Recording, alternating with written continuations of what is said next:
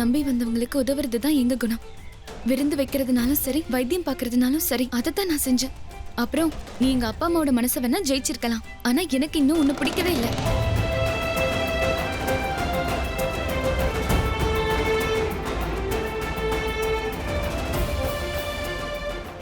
இந்த உனக்கான மருந்து. மத்த இடத்துல இருக்க காயத்துக்கெல்லாம் நீயே மருந்து போடு.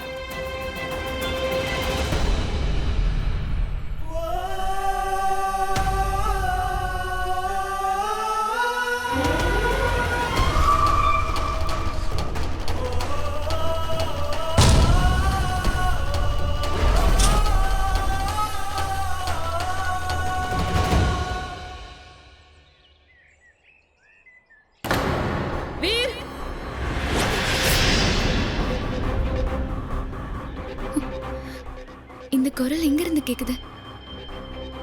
கேக்குறியா வீர்? ராணியம்மா, ராணியம்மா.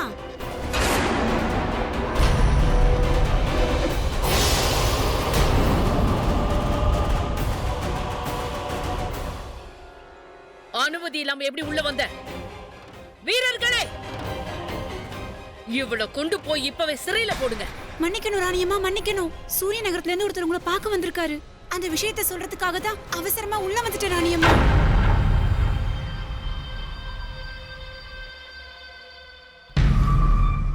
பாத்தியா முட்டாள் கிழவியே, என் மகனோட பிரதிபலன் வந்துருச்சு.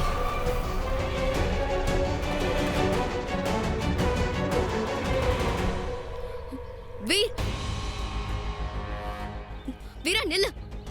வீரா, எதிரிங்க கூட என்னைக்குமே நட்பாக முடியாது வீரா. தயவு செஞ்சு விட்டுரு. மோதிரத்தை எடு. அப்புறம் நம்ம எதுக்கு வந்திருக்கோமோ அதை செஞ்சு முடி.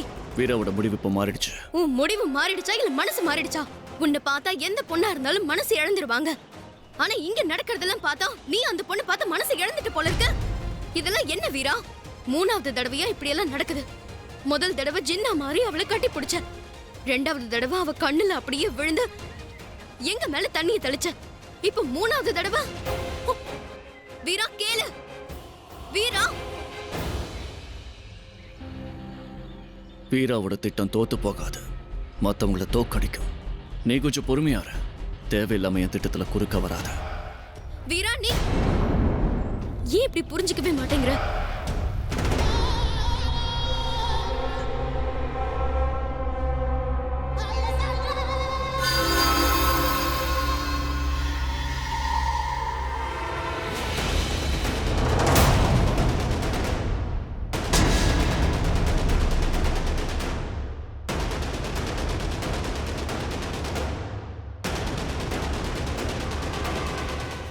ராணி ஐராவதி வாழ்க.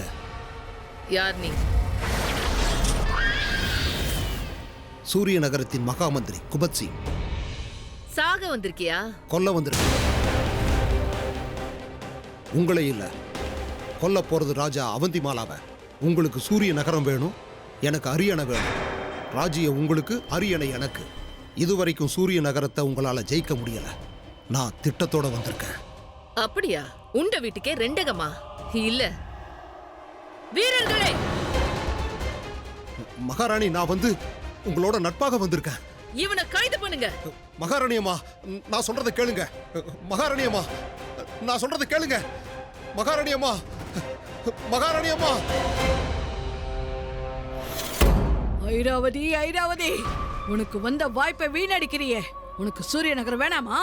இது அந்த ராஜாவோட சதியா இருந்தா? வேலை அப்படி இல்லைன்னா நீ சூழ்ச்சிக்காரி, அவன் சூழ்ச்சிக்கார. சூழ்ச்சியால தான் முறியடிக்கணும் ஐரா.